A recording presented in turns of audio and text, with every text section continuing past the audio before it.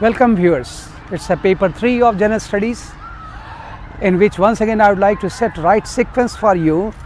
You start from evolution of Indian economy since independence especially, and first you try to understand what is socialist economy, capitalist economy, Marxist economy, Maoist economy, and go through net, don't go through textbook.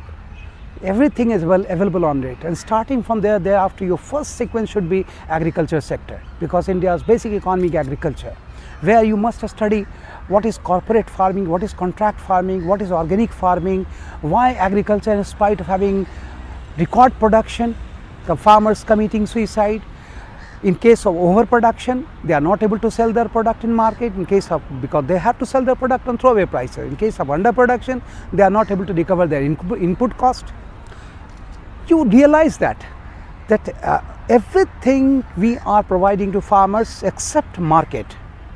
How to explore market, how to go for Chinese model of extending market, and thereafter you shift towards industries. After having a basic concept of industry in terms of micro, medium, large enterprises, then you go for infrastructure development, because industry must be supplemented by infrastructure. Infrastructure needs heavy investment. So you go for different types of investment model. Then you go for how to have investment, banking sector. Then you go for banking, go for monetary policy, money supply. And I would like to share with you that lively way of study is like money supply. Money supply is similar to blood supply in your body. Your body may be having high blood pressure, low blood pressure, so is money supply. It may be towards higher side, towards lower side. And don't you think that out of the two options, if somebody asks you, you would like to have high blood pressure, because that is a sign of prosperity. Likewise, if economy grows, it needs higher money supply. And in case of high blood pressure, there are chances of hemorrhage. Similarly, in case of high money supply, there are chances of out of control inflation. Because of that, RBI keeps struggling to control inflation on one hand, at the same time tries to ensure money supply to ensure economic growth. This is the way. It's a very simple, it's nothing, hype is more.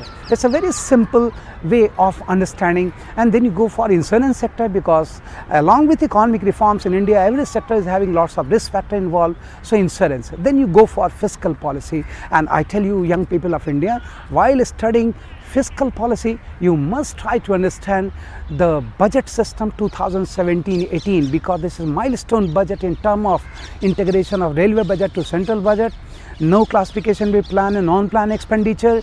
We are heading towards zero-based budgeting. At the same time, you see, we are trying to ensure implementation of fiscal responsibility in Budget Management Act. You try to understand the technicality of budget.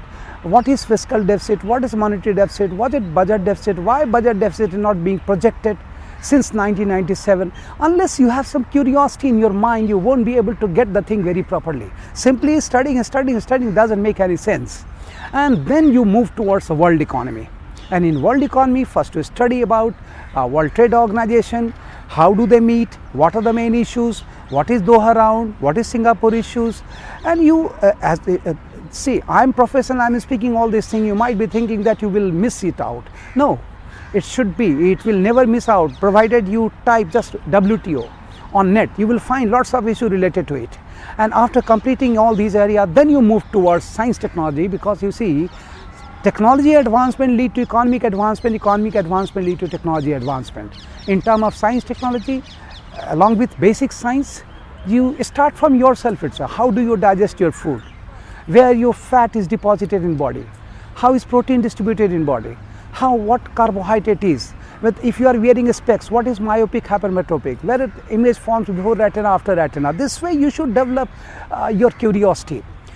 Fine. And in terms of science technology, I would like to suggest you first to start from energy sector, then you go for space technology, then you go missile technology. Why? It's not because I am suggesting. As the space technology related to missile technology, both are using launching technology.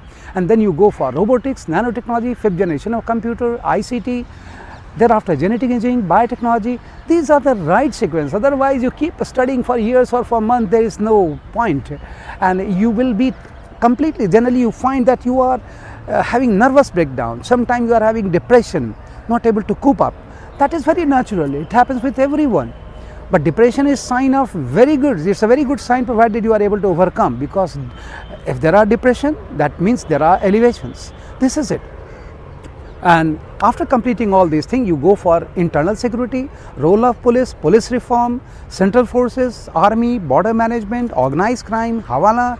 Set them into right sequence, like starting from what is the role of union government in law and order and internal security, what is the role of state government, what is the role of police, what is the role of central forces, what is the role of army.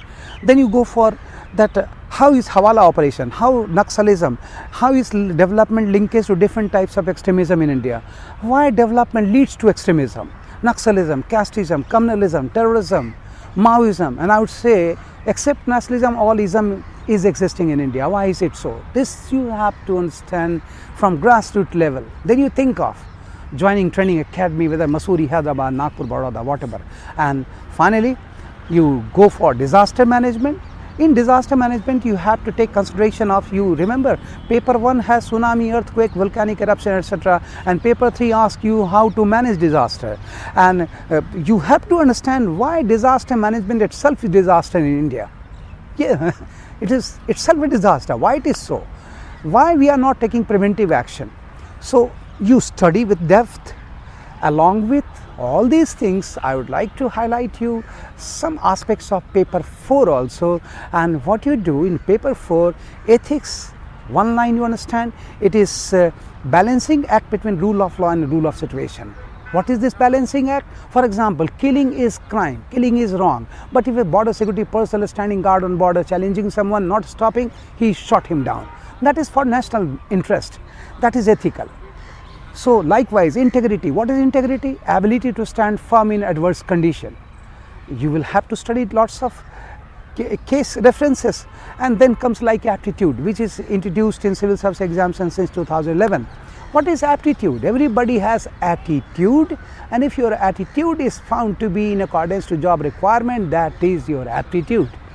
So all these simply practice won't matter, because it cannot be artificial in you, it should be instinctive quality in you. Make sure, do it to your level best, and I will try my level best through this newly launched website, that it is not just for sake of preparing civil services, it would be for overall personality development, changing your line of thinking, what I would say, mental revolution among youth of India especially. Thank you so much for watching. Thank you. God bless.